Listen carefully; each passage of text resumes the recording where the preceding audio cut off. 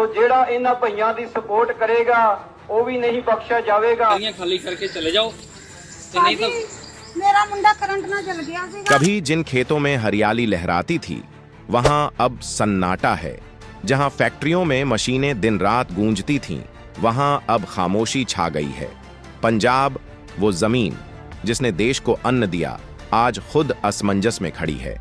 बिहार और यूपी से आए वही मजदूर जिनकी मेहनत पर पंजाब की खेती और उद्योग चलते थे, अब वही मजदूर पंजाब छोड़कर जा रहे हैं।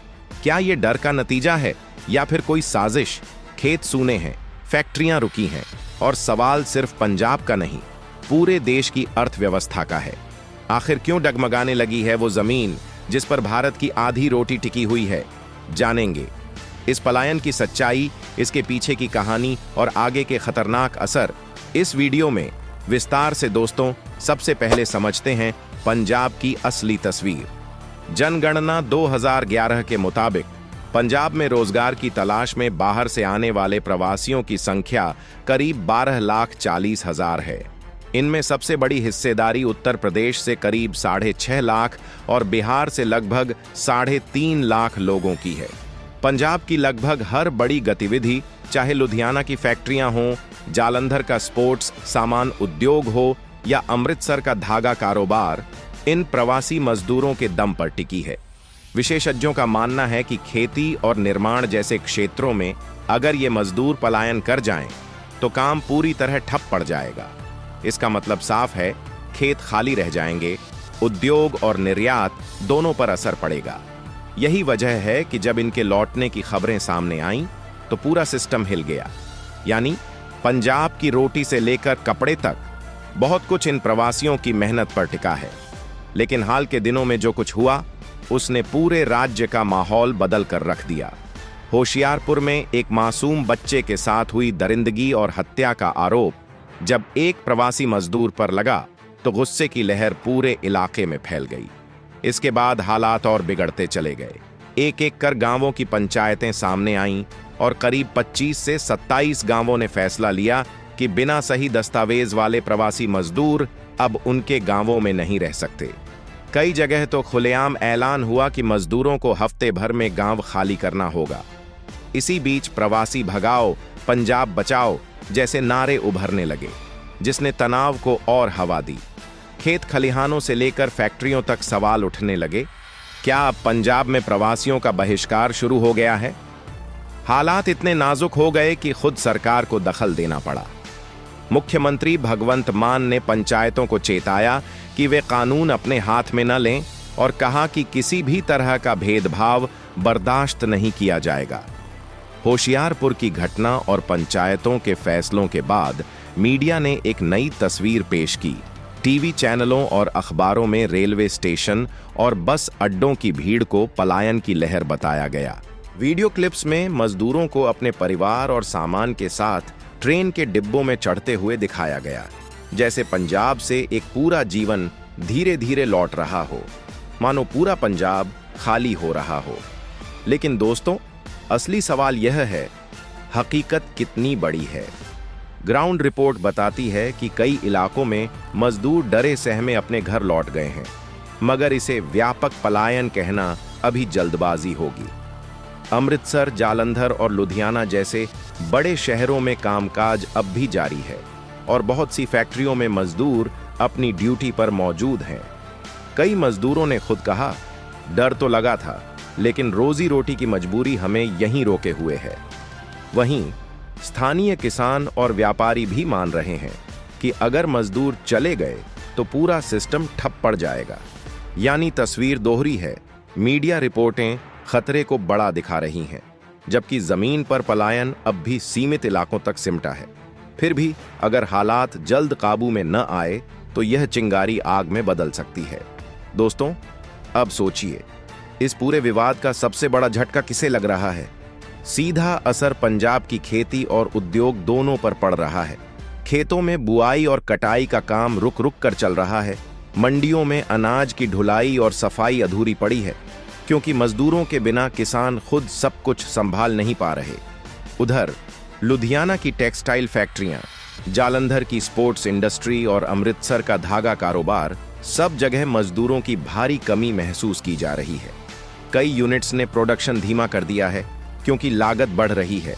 आर्थिक विशेषज्ञों का कहना है कि अगर ये सिलसिला लंबा चला तो पंजाब की जीडीपी को झटका लगना तय है। खेती और उद्योग दोनों प्रभावित होने का मतलब है कि राज्य का निर्यात भी घट सकता है। ध्यान रखिए, लुधियाना और जालंधर जैसे शहर केवल पंजाब नहीं बल्कि पूरे देश की सप्लाई चेन से जुड़े हैं। यहां किसी भी रुकावट का असर राष्ट्रीय स्तर पर महंगाई और रोजगार दोनों पर पड़ेगा। यानी मजदूरों का यह विवाद सिर्फ पंजाब का मसला नहीं बल्कि देश की अर्थव्यवस्था को भी झकझोर सकता है।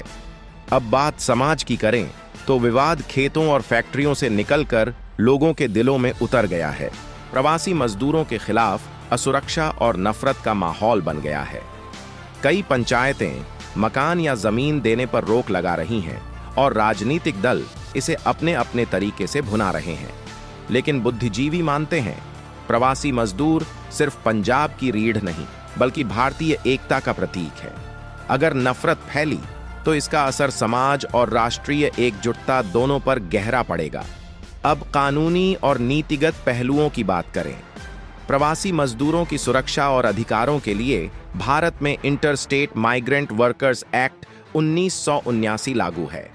इस कानून के तहत उन्हें बराबरी की मजदूरी, रहने की सुविधा और सुरक्षित माहौल का अधिकार है। साथ ही संविधान हर नागरिक को देश के किसी भी हिस्से में जाकर काम करने और बसने की आजादी देता है।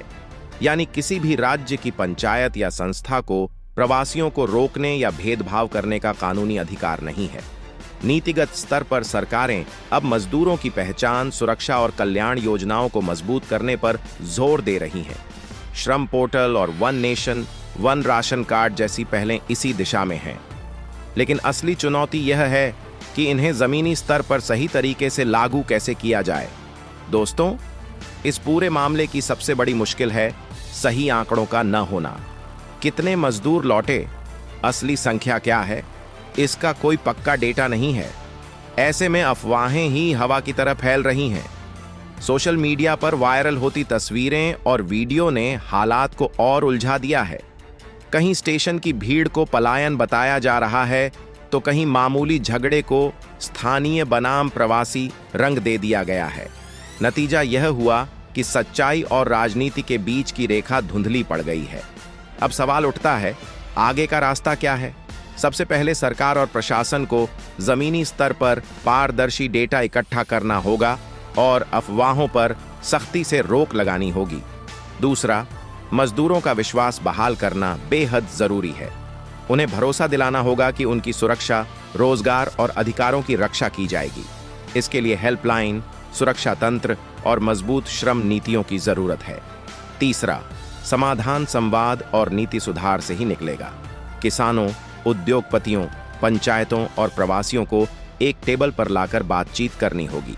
साथ ही श्रमिकों के लिए आवास, स्वास्थ्य और बीमा जैसी सुविधाएं सुनिश्चित करनी होंगी। अगर राजनीतिक खींचतान से ऊपर उठकर व्यावहारिक कदम उठाए जाएं, तो पंजाब न सिर्फ इस संकट से उबर सकता है बल्कि प्रवासी मजदूरों का और भी भरोसेमंद ठिकाना बन सकता है। यानी साफ है दोस्तों, प्रवासी मजदूरों का मुद्दा सिर्फ रोजगार या पलायन तक सीमित नहीं, यह खेती से लेकर उद्योग और समाज से लेकर राजनीति तक हर स्तर को छूता है। होशियारपुर जैसी घटनाएं, पंचायतों के प्रस्ताव और अफवाहों की लहर ने हालात को और जटिल बना दिया है।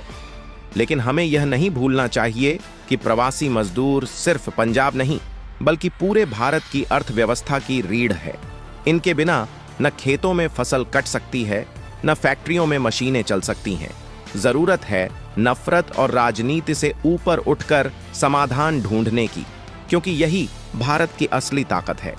अगर आपको यह वीडियो जानकारीपूर्ण लगा हो तो वीडियो को लाइक, शेयर करें और चैनल को सब्सक्राइब करना न भूलें। धन्यवाद।